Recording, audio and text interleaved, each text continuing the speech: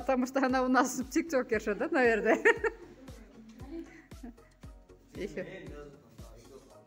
А это разве правильно, да? Они угадали, да? Да. Сен өзің жөнінде 5 фактыны таппай атасың ба ошондо? Давай, следующее. Мен Бүлөгөй 5-симин, мен Россия өлкөсүндө болгом. Мен сүрөт тартуу боюнча конкурстарга катышкам. Мен мектепте активдүү окуучулардын катарында болчумун. Мен 16 жашымда өзүм иштеп баштадым. Жок, сен жок деп туура эмес деп айтпай тур пока. Всё эме кылсын, айтышсын. Анан кийин эң акырында айта. Мен суда сунушту жакшы көрөм. Менин чачым узун. Мен кирешки чипсилер жаман көрөм. Мага ачуу тамактар жагат. Кофе ичпейм. Эч качан. Ачуу тамактар жагат. Ушул туура эмес деп Почему? Кирешки чипсы жебейт, мен көргөн эмесмин. Көргөн эмессиң.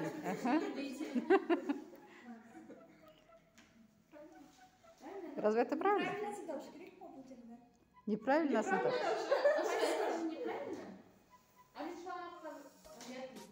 Жок, жебейм деген ал туура да. Мисалы үчүн жебегенин көргөн эмессиңер, значит, это правильно.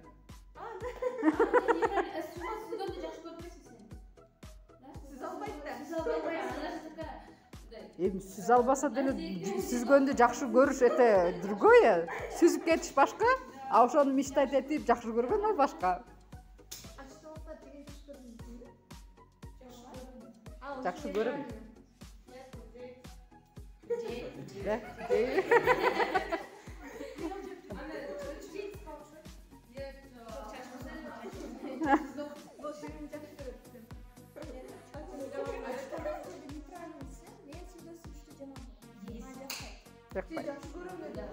Жакшы көрөм деп жазып тур, но Кофе ичпейм. Бул мен кофе ичкенде, силер ошо ойлоңар. Өзүм негизи кофе ичти жаман көрөм. Ошол ал дегенде анан кофе ичмей кофе ичим ойлойт. Анан